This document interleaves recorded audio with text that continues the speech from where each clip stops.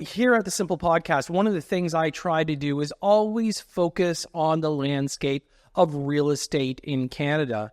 And, it's almost impossible to keep up with the narrative of the Prime Minister, Justin Trudeau, because every single time he gets in front of a microphone or a group of people, he lies, he deceives, and he tells absolute untruths on a regular basis. He doesn't know what side of the coin he's going to talk about, what side of his mouth he's going to talk about, because he's constantly changing his narrative, which is pretty narcissistic, of course, because he thinks he's going to get some extra votes.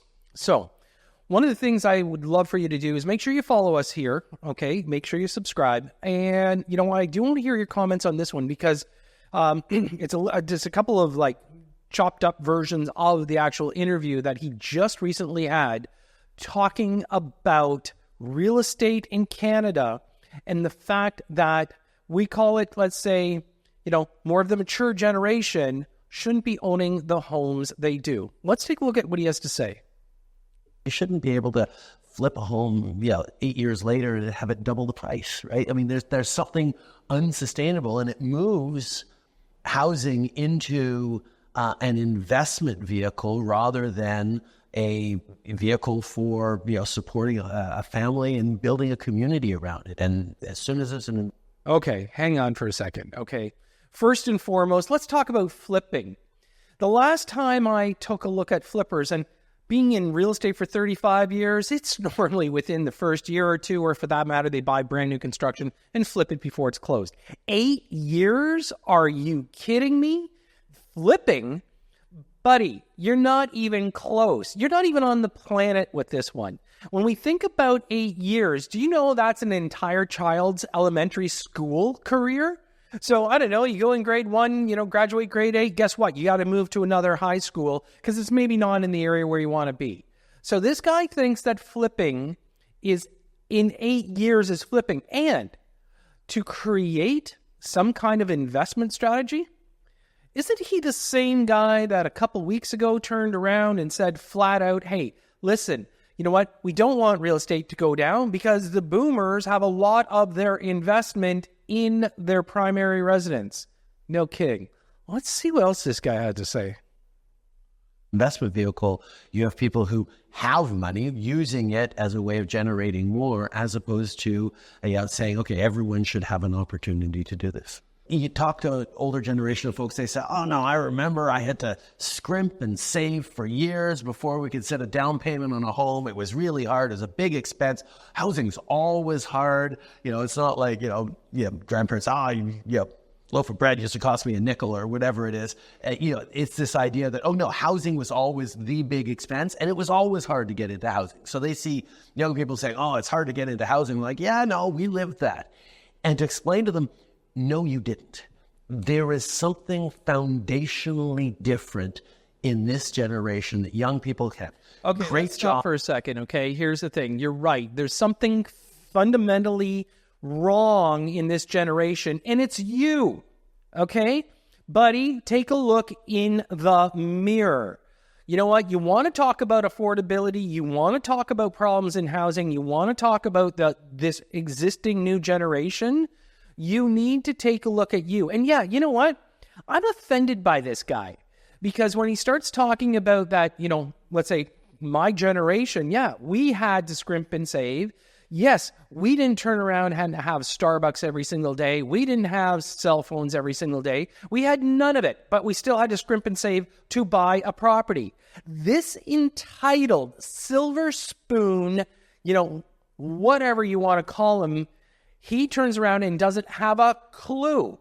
And for him to even talk about things from an affordable standpoint, how did your dad's trust fund work out for you? Let's see what else he says.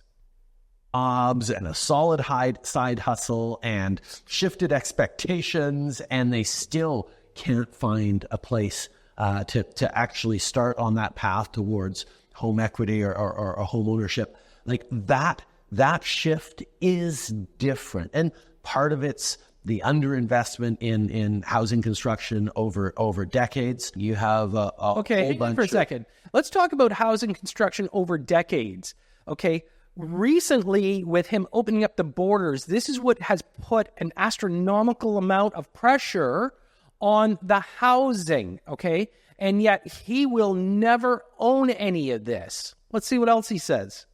Of older folks who are living in houses that are too much house for them right now, but their connection to neighborhood, to community means that no, they don't want to move out to the suburbs or to some different city to be closer to their grandkids. They want to still live in their community's quality of life. And there is no housing that they can afford even to downsize other than staying in their big house. So for me, hang on for a second. You know what? That guy's an asshole. Okay, flat out, he is an asshole because he's sitting there saying, how dare you and I live in houses that we have paid for, that we have created our memories, and that is part of our legacy. He sits there, how dare we live in our houses and make our determination on when we should sell. He thinks that for some reason, if you sell your home that you've owned for years, and yes, the values have gone up, that you should be able to move out and what? The next gen's going to buy it? What about affordability? So what do you want to do? You're sucking and blowing as you always do in every single conversation. You're trying to buy the young vote by throwing the old vote under the bus. You know what, buddy? You are way off base on this. Let's finish this up.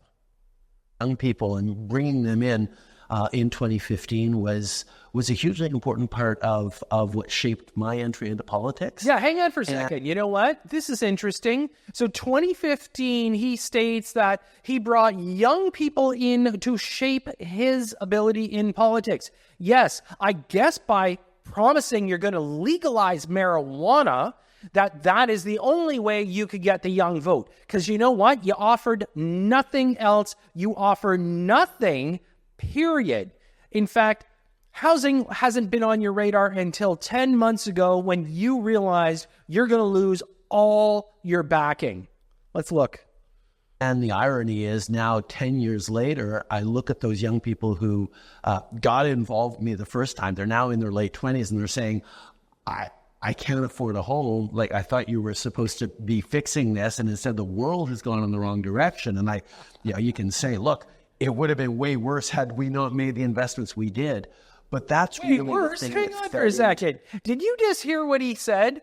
The young voters now are saying, we thought you were going to do something. You know what? He never had a platform on housing 10 years ago. He barely has one now, other than pie in the sky. This guy is finished, okay? He needs to punch his ticket and walk away.